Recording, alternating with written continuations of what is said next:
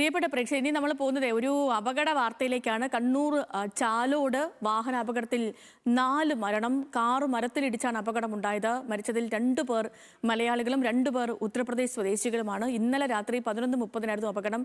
സംഭവ സ്ഥലത്ത് നിന്ന് നിഖിൽ നമുക്കൊപ്പം ചേർന്നുണ്ട്. നിഖിലെ, രാവിലെ തന്നെ ഒരു വലിയ അപകട വാർത്തയാണ് കേൾക്കുന്നത്. അതും 4 പേർക്ക് ജീവൻ നഷ്ടപ്പെട്ട അപകടം. ഇത് എന്തായിരുന്നു സംഭവിച്ചത്? നിലവിലെ സാഹചര്യം എന്താണ് നിഖിൽ? സേതു, ഏതായാലും വലിയ അപകടം എന്ന് തന്നെ പറയേണ്ടി വരും. ഇന്നലെ രാത്രി 11:30 ശേഷമാണ് ഈ അപകടം ഉണ്ടായത്. നമുക്ക് ദൃശ്യങ്ങളിലേക്ക് പോയാൽ ഒരു മരം കാണാം റോഡരികിൽ. ഈ ചാലോട് കണ്ണൂർ റോഡിലാണ്. ആ റോഡരികിൽ ആ മരത്തിലേക്ക് കാർ ഇടിച്ച് കയറുകയായിരുന്നു. കാറിന്റെ ദൃശ്യങ്ങളിലേക്ക് വന്നാൽ എത്രത്തോളം വലിയ അപകടമാണ് ഉണ്ടായത് എന്ന് മനസ്സിലാക്കാൻ കഴിയും. കാറിന്റെ പൂർണ്ണമായും തകർന്നു എന്ന് തന്നെ പറയാം. ഈ ഫയർഫോഴ്സ് എത്തി ഇത് മുറിച്ചു മാറ്റിയൊക്കെയാണ് ഇത്തരത്തിൽ ഇതിനകത്ത് കുടുങ്ങിക്കിടന്ന ആളുകളെ പുറത്തേക്ക് എത്തിച്ചത്. 4 പേരാണ് ഇപ്പോൾ നിലവിൽ മരിച്ചിരിക്കുന്നത്. മരിച്ചതിൽ UP സ്വദേശി പരം ഛേത്രി, ഹർഷ് എന്നിവരുണ്ട്. ഒപ്പം റിസ്വാൻ, ഷാൻ എന്നിവരും മരിച്ചിട്ടുണ്ട്. ഇവർ 2 പേരും മലയാളികളാണ്. ഇവർ ബാംഗ്ലൂരിൽ നിന്ന് കണ്ണൂർ ഭാഗത്തേക്ക് വരികയായിരുന്നു എന്നാണ് മനസ്സിലാക്കാൻ കഴിയുന്നത്. ഇവർ ഒരു വിവാഹ ചടങ്ങിൽ പങ്കെടുക്കുന്നതിനായി എത്തിയതാണ് എന്നതാണ് നമുക്കിപ്പോൾ ലഭിക്കുന്ന വിവരം. അങ്ങനെ എത്തിയ സംഘമാണ് അപകടത്തിൽപ്പെട്ടത്. ഒരാൾക്ക് പരിക്കേറ്റിട്ടുണ്ട്. പരിക്കേറ്റയാൾ ഇപ്പോൾ കണ്ണൂരിലെ ആശുപത്രിയിൽ ചികിത്സയിലാണ് ഉള്ളത്.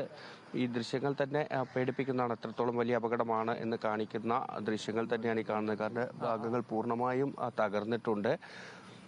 ഈ നാട്ടുകാരൊക്കെ ഇവിടെ ഇപ്പോൾ ഉണ്ട്. ഇന്നലെ ഇവിടെ ഉണ്ടായിരുന്നാണോ? ഇവിടെ ഉണ്ടായിരുന്നു.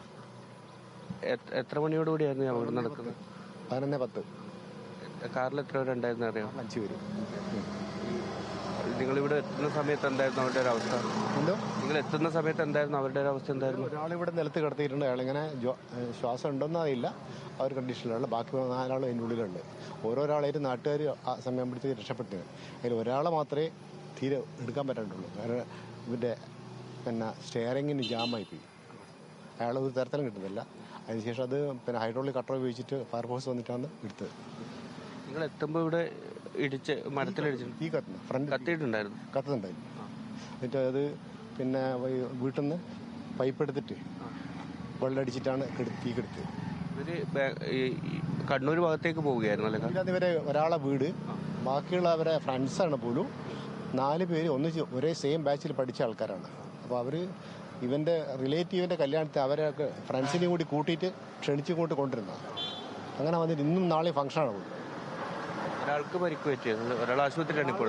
ഇപ്പോൾ കണ്ടീഷൻ അറിയില്ല, മരിച്ചോന്നുള്ള അറിയില്ല. ബാക്കി 4 ആളെ മരിച്ചായിട്ട് സ്ഥിരീകരിച്ചിട്ടുണ്ട്.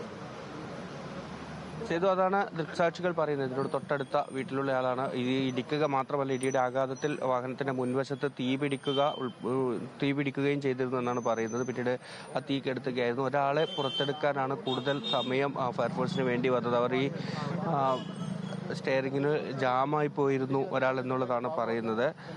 അദ്ദേഹത്തെ രക്ഷിക്കുന്നതിന് വേണ്ടി കുറച്ചധികം സമയം ചെലവഴിക്കേണ്ടി വന്നു എന്നുകൂടിയാണ് ദൃക്സാക്ഷികൾ പറയുന്നത്. സേതു, ശരി നിഖിലെ, ശരി. ആ വാഹനത്തിന്റെ അവസ്ഥ കാണുമ്പോഴേ അറിയാം അത് എന്തോരം വലിയ അപകടമായിരുന്നു എന്ന്. പിന്നെ മാത്രമല്ല, 4 പേരുടെ ജീവൻ നഷ്ടപ്പെട്ട അപകടം.